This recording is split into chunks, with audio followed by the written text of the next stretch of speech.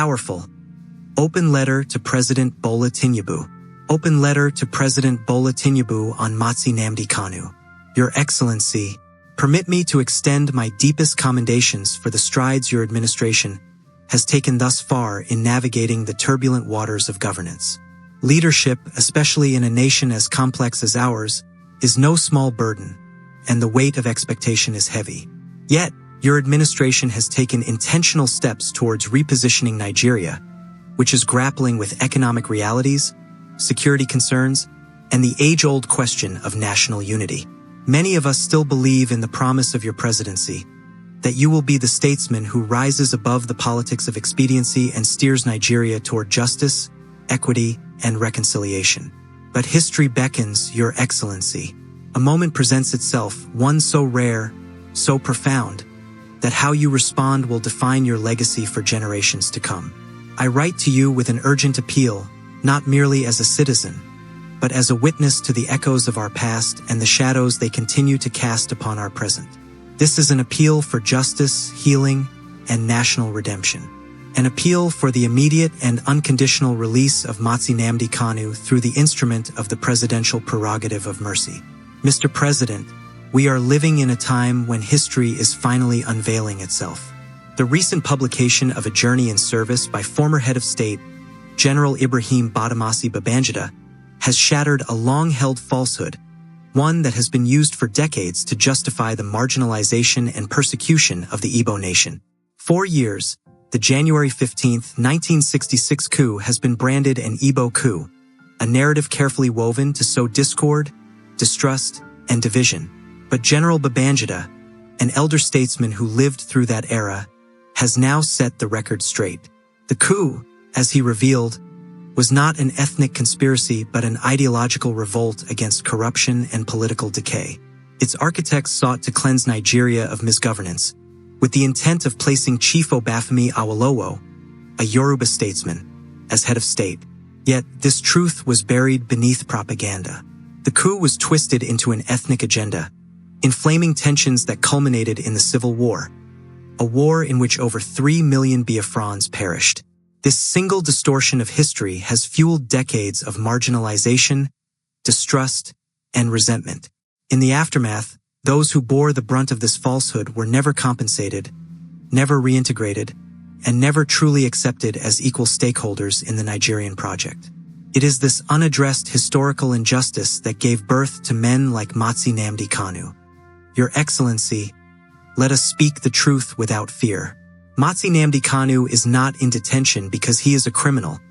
He is in detention because Nigeria has refused to confront its past. He is the voice of a people who have, for too long, felt unheard, unseen, and unwanted. His incarceration is not merely his burden to bear. It is the burden of an entire generation that has grown disillusioned with a country that refuses to acknowledge its wounds.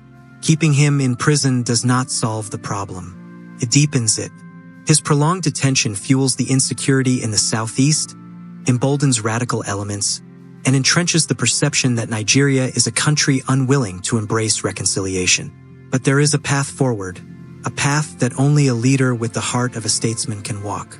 Grant him his freedom, and you will not only be liberating a man, you will be opening the door to healing a broken region.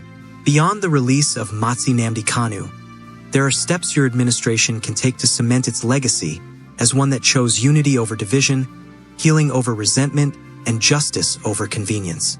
Declare May 31st a national day of remembrance. The Civil War remains a wound in our national psyche. Millions perished, yet their memory is left unhonored, their sacrifices unrecognized. Let us have a day where Nigeria bows its head in solemn remembrance. Not in blame, not in bitterness, but in truth.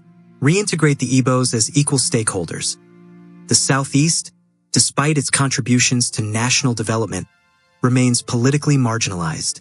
Let this era be one in which that injustice is corrected, not as a favor, but as a recognition of their rightful place in the country they helped build. Tackle the root causes of agitation. The call for self-determination is not born of malice. It is born of frustration. A restructured Nigeria, where no region feels like a mere appendage, will not only end these agitations but will unlock the full potential of our diverse nation. Restore stability and economic growth in the Southeast. The Southeast, once a commercial powerhouse, has been destabilized by insecurity, an insecurity that has worsened with Kanu's continued detention. His release will de-escalate tensions, encourage dialogue, and ultimately boost Nigeria's economy as the region reclaims its place as a hub of commerce and industry. Your Excellency, leaders are remembered not for the problems they inherited but for how they chose to resolve them. The decision before you is not merely political, it is a moral reckoning.